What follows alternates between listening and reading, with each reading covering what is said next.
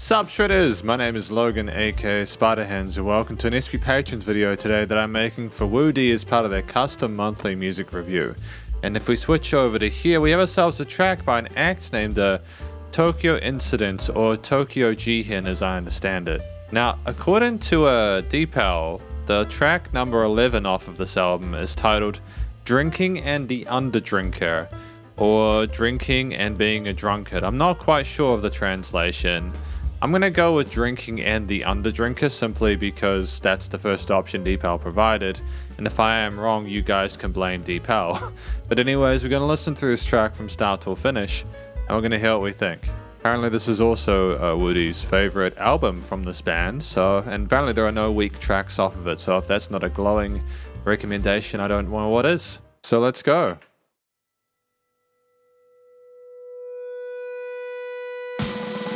Fantastic with the feedback. Lyrics?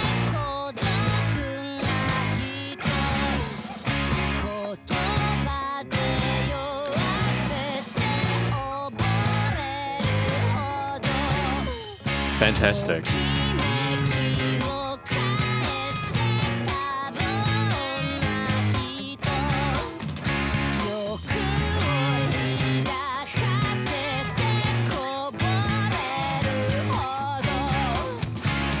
Just before we go into the next part, I want to talk about a couple of things really quickly, because I know it's not fun to pause songs in the middle of a review, even though I kind of have to for fair use. But anyways, basically, I like the fact that we're gradually adding instruments to the arrangement, introducing the kind of one bar at a time.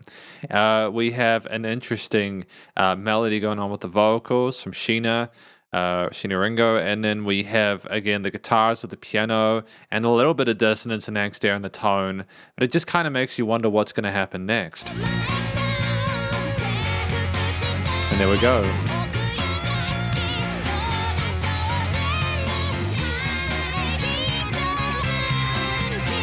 Some neoclassical stuff.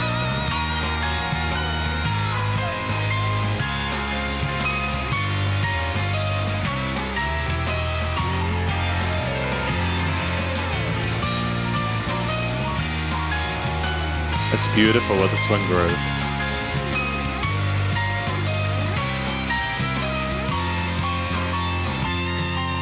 Can you hear the guitar screaming in the background as a direct contrast to the really floaty piano ambient environment? It's just spectacular, really.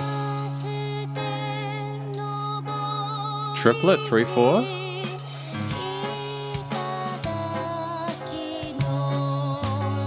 Or is it really slow 4/4 triplets?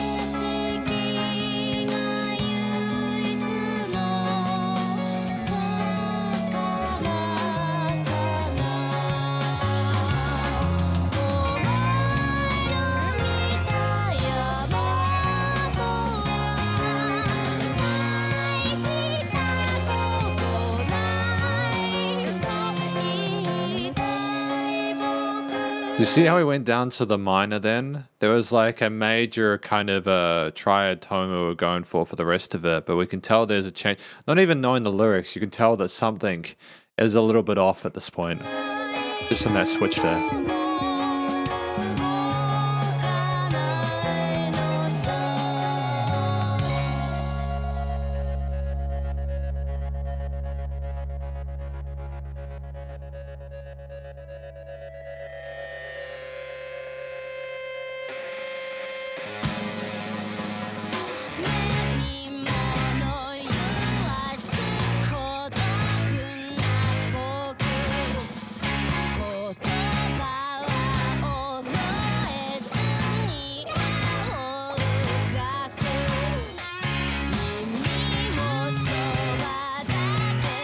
I love the tom triplets in the focus there as well.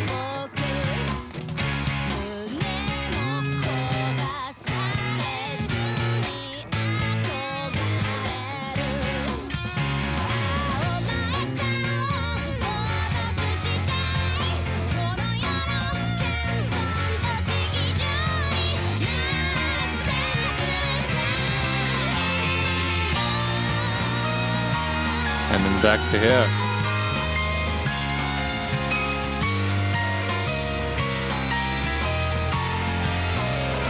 And that gradual glissando on the keys, that ascension.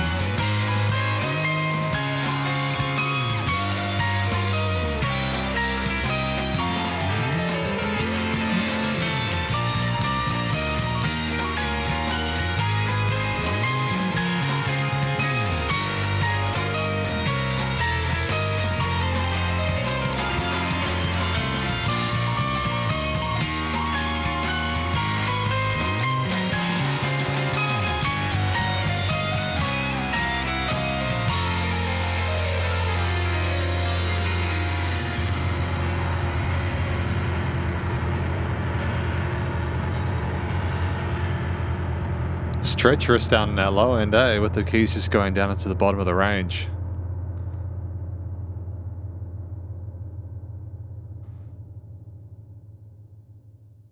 Wow, that was mind-blowing. I think that was a spectacular tune. There was so much range there, and I'm keen to talk about it. And welcome to the conclusion of my review of this track by Tokyo Incidents, titled as per the Deepal translations, Drinking and the Underdrinker, or Drinking and the Drunkard. What do I think this track is about? There are like three main sections to it. There was the more staccato-ish kind of defiant stage where maybe we're getting ready to go to a party. Then we have that kind of crying out there where we're sort of talking about maybe what we want to like, having a good time. Maybe we're showing everyone how great we are, you know, how much fun we're having. And then we get into that dun dun dun dun dun dun, that slow jazz kind of vibe there. Everything's pleasant, everything's numb and beautiful and glorious, and everyone, you know, everything's just a big fuzzy ball of mystery and it's terrific. And then maybe the part afterwards where things get a little bit more kind of like slowish with the triplets. There's a little bit of angst there. Maybe we're coming down from that high. Maybe we're in the low part. And then we're kind of maybe getting back into it again. In that second half there, we're kind of getting ready for the next party or whatever, the next kind of big drinking session. And then we kind of, maybe we shout out again that maybe we don't want to be here, or maybe we're not really wanting to drink, but we don't really feel as if we have a choice in the matter. And then boom, back into that kind of glorious, luxurious, warm, comfortable place of being kind of completely hammered, I suppose. That's my interpretation from the musical perspective alone. I don't know what the lyrics mean, but that's my best guess at it. I think, hopefully I'm not too far off. I'm sure you guys will let me know in the comments, but it's great.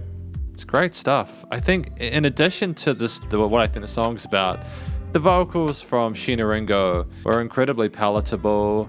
There were some parts where they were quite raw, where she was really crying out, but it's just also, we had just a tremendous situation where there was phenomenal vocal technique and hidden chest voice. She's got a great unique sort of tone to her voice as well, so it's very easy to recognize her immediately. So that's great that she has that sense of uniqueness to her performance there. I think in addition to that, we belted out those lines there, but there were also some parts where we came down, we had dynamic range to our performance, and it was a really elegant kind of a way of approaching the situation. And I think in addition to that, we didn't really need anyone to harmonize with us. We were okay being the center of attention in the stereo field. We guided the listener through the experience.